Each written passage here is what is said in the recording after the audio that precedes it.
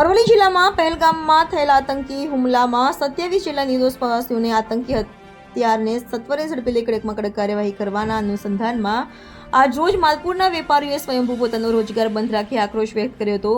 સનાતની સેવા દ્વારા ગદારો સામે કરાયા ભારે સૂત્રોચ્ચાર। માલપુર નગરવાસીઓને મૃતકોને આપી શ્રદ્ધાંજલિ। પાકિસ્તાન વિરુદ્ધ સૂત્રો પોકારવામાં આવ્યા। રિપોર્ટર જયપ્રકાશ જોશી, માલપુર। હર્ષુ પંડ્યા, સનાતન વર્લ્ડ પરિવાર પ્રદેશ અધ્યક્ષ। આજ રોજ પહેલગામમાં આતંકી હુમલાના વિરોધમાં માલપુર બજાર સદંતર બંધ રાખવામાં આવ્યું છે। આવા આતંકી હુમલાના વિરોધમાં સમગ્ર અરવલ્લી જિલ્લામાં બંધની નોંધપાત્ર અસર જોવા મળી રહી છે।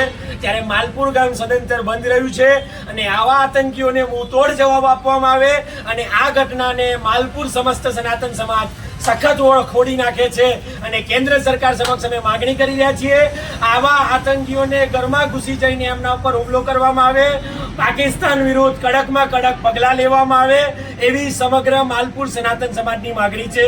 જય જય શ્રી રામ, જય જય શ્રી રામ।